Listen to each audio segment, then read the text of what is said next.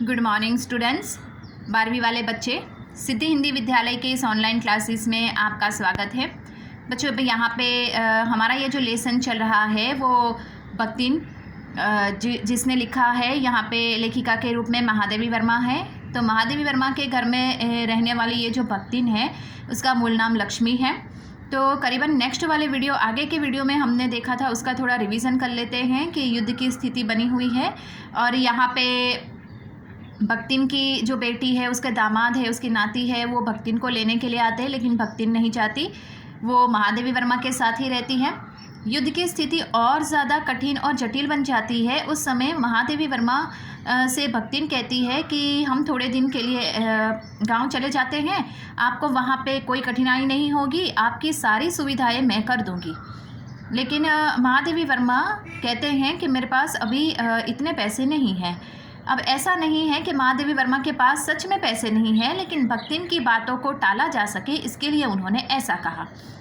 उस समय भक्तिन कहती है कि आप फिक्र चिंता ना करें, मेरे पास थोड़े से बचाए हुए पैसे हैं जिसमें हम जा सकते हैं। और ये युद्ध है वो कोई अमरत्व तो लेकर आया है नहीं कि वो हमेशा टिका ही रहेगा। जब तक है तब तक गाँव रहेंगे, जब ख़त्म हो जाएगा तब हम वापस यहाँ पे आ जाएंगे। इस तरह से भक्ति अपने स्वभाव का परिचय करवाती है। अब यहाँ से हमारा थोड़ा सा बाकी है। आज हमारा ये जो लेसन है वो ख़त्म हो जाएगा, उसके बाद हम स्वाध्याय की चर्चा करेंगे, ठीक है। तो अब यहाँ पे भक्तिन और मेरे बीच में सेवक स्वामी का संबंध है, यह कहना कठिन है, क्योंकि ऐसा कोई स्वामी नहीं हो सकता जो इच्छा होने पर भी सेवक को अपनी सेवा से हटा न सके, और ऐसा कोई सेवक भी नहीं सुना गया जो स्वामी के चले जाने के आदेश पाकर अवज्ञा से हंस दे। भक्तिन को नौकर कहना उतना ही असंगत है जितना अपने घर में बारी बारी से आने जाने वाले अंधेरे उजाले और आंगन में फूलने वाले गुलाब और आम को सेवक मानना। वे जिस प्रकार एक अस्तित्व रखते हैं जिसे सार्थकता देने के लिए ही हमें सुख दुख देते हैं, उसी प्रकार भक्तिन का स्वतंत्र व्यक्तित्व अपने विकास के परिचय के लिए ही मेरे जीवन को घेरे हुए हैं। इस परिच्छेद में यहाँ पे महादेवी वर्मा ने कहा है कि ये जो भक्तिन है और मेरे बीच में सेवक स्वामी का संबंध तो हम कह नहीं सकते, नौकर और मालिक का संबंध नहीं कह सकते। क्यों? क्योंकि जिस प्रकार से सेवक के बिना मालिक का और मालिक के बिना सेवक का जीवन अधूरा है, अस्तित्व अधूरा है, बिल्कुल उसी प्रकार से यहाँ पे भक्तिन को नौकर नहीं कहा जा सकता। ये शब्द असंगत होगा उसके लिए। क्यों? क्योंकि भक्तिन का जो स्वभाव है, उसकी जो विशेषता है, वही उसके व्यक्तित्व को उभारती है।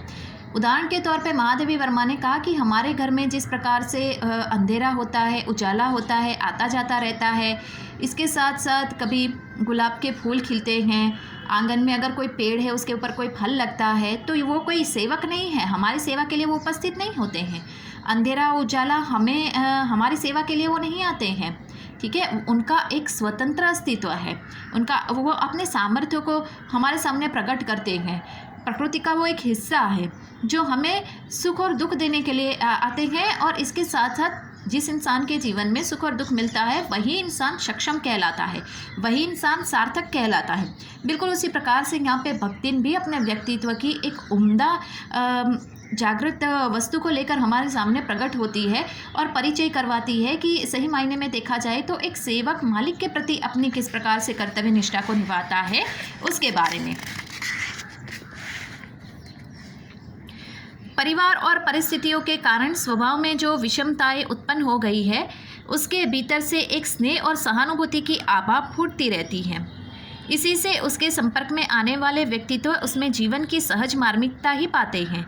छात्रावास की बालिकाओं से कोई अपनी चाय बनाने के लिए देहली पर बैठी रहती है, कई बार खड़ी मेरे लिए बने नाश्ते को चखकर उसके स्वाद की विवेचना करती रहती है। मेरे बाहर निकलते ही सब चिड़ियों के समान उड़ जाती है और भीतर आते ही यथास्थान विराजमान हो जाती हैं। इन्हें आने में रुकावट ना हो, संभवतः इससे भक्तिन अपने दोनों जून का भोजन सवेरे ही बनाकर ऊपर के आले में रख देती है और खाते समय चौके का एक कोना धोकर पाक छत के सनातन नियम से समझौता कर लेती है।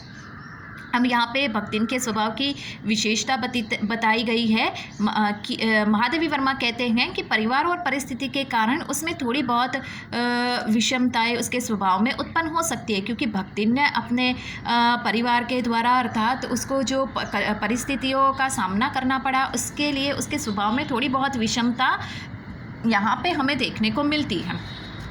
बच्चों, हमारे जीवन में भी कभी कभी जब हम खुश होते, उदाहरण के तौर पे आपको बताऊं कि जब हम खुश होते हैं तब हमारा स्वभाव थोड़ा अलग हो जाता है, लेकिन जब हम दुखी होते हैं उस समय हमारा स्वभाव विपरीत हो जाता है। बिल्कुल उसी प्रकार से भक्तिन के जीवन में भी बहुत सारी ऐसी उतार चढ़ाव आए जिसकी वजह से उसके स्वभाव में थोड़ी बहुत विशेषता देखने को आई। अब यहाँ पर बताया गया है कि भक्तिन जो है वो अपने काम में बहुत ही माहिर है।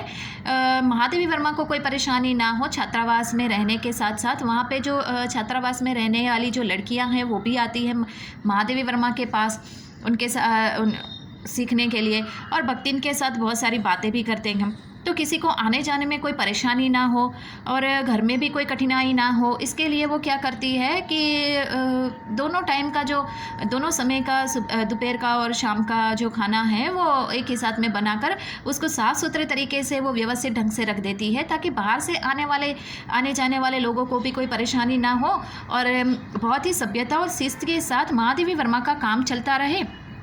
महादेवी वर्मा को भी यहाँ वहाँ जाने में कोई कठिनाई घर में ना हो, इसके लिए भी वो पूरा ध्यान रखती है।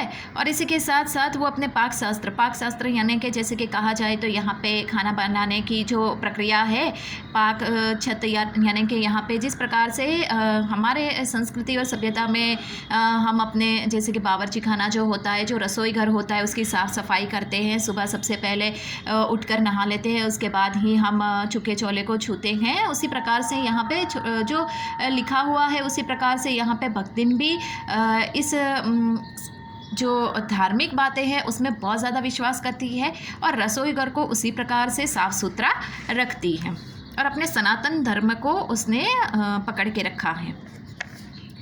मेरे परिचितों और साहित्यिक बंधुओं से भी भक्तिन विशेष परिचित है, पर उनके प्रति भक्तिन के सम्मान की मात्रा मेरे प्रति उनके सम्मान की मात्रा पर निर्भर है और सद्भाव उसके प्रति मेरे सद्भाव से निश्चित होता है। इस संबंध में भक्तिन की सहज बुद्धि विस्मित कर देने वाली है। वह किसी को आकार प्रकार और वेशभूषा से स्मरण करती है और किसी के नाम के अपभ्रंश द्वारा। कवि और कविता के संबंध में उसका ज्ञान बढ़ा है, पर आदर भाव नहीं। किसी के लंबे बाल और अस्त व्यस्त वेशभूषा देखकर वो कहती है, का ओहू कवित लिखे जानत है, और तुरंत ही उसकी अवज्ञा प्रकट हो जाती है। तबु कुछो करिए दरिए न बस, गली गली गाउत बजाउत फिरत है। अब यहाँ पे ये जो भक्तिन है, ये हमने जितना पढ़ा दो पैराग्राफ, दो परिच्छेद, उसमें भक्तिन क्या कहती है कि मतलब महादेवी वर्मा के जो रिश्तेदार है, जो उनके साहित्यिक पढ़े लिखे जो इंसान हैं, वो महादेवी वर्मा से मिलने के लिए जब आते हैं तो भक्तिन का परिचय भी उनके साथ हो जाता है।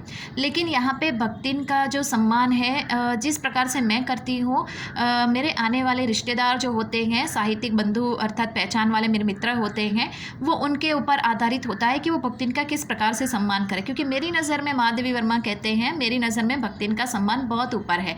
हर इंसान के देखने का नज़रिया अलग अलग प्रकार का होता है।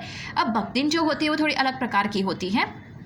जैसे कि हमें किसी का नाम नहीं पता, उदाहरण के तौर पे बच्चों आपको बता रही हूँ ताकि आपको ये थोड़ा सा समझ में आए कि जैसे हमें किसी का नाम नहीं पता, लेकिन उसकी वेशभूषा और हुलिये को देखकर हम कहते हैं कि हाँ भाई ऐसा इंसान था, ऐसा दिखता था, इस प्रकार से उसने कपड़े पहने हुए थे, ऐसी उसकी वेशभूषा थी, उसके बाल ऐसे थे, उस इंसान के बारे में हम बात कर रहे हैं। तो सामने वाले हाँ ऐसा किसी इंसान को हमने देखा था। बिल्कुल उसी प्रकार से भक्तिन किसी को नाम मात्र से नहीं जानती, बहुत कम इंसान को नाम से जानती है, लेकिन उसकी वेशभूषाओं को देखकर भक्तिन महादेवी वर्मा से कहती है कि ऐसे बिखरे हुए बाल, अस्त व्यस्त हुलिया, ऐसा कोई इंसान, इस तरह से वो बात करती है। और किसी का नाम याद भी रह जाए तो उसके नाम मात्र से वो हंसी मजाक के रूप में वो उसको याद कर लेती है, इस तरह। और भक्तिन यहाँ पे थोड़ा विरोधाभास में भी उत्तर देती है कि वो तो बिखरे बिखरे बाल है उसके, और उसकी वेशभूषा भी कैसी है, वो क्या काव्य और कविता के बारे में जानेगा, वो क्या काव्य और कविता को लिखेगा, ऐसा कौन कहता है। यहाँ पे भक्तिन कहती, किससे? महादेवी वर्मा से। तो बच्चों यहाँ पे हम रुकते हैं। नेक्स्ट वाले वीडियो में हमारा थोड़ा सा परिच्छेद, 2-3 परिच्छेद छोटे से बाकी है, उसको हम देख लेते हैं। Thank you.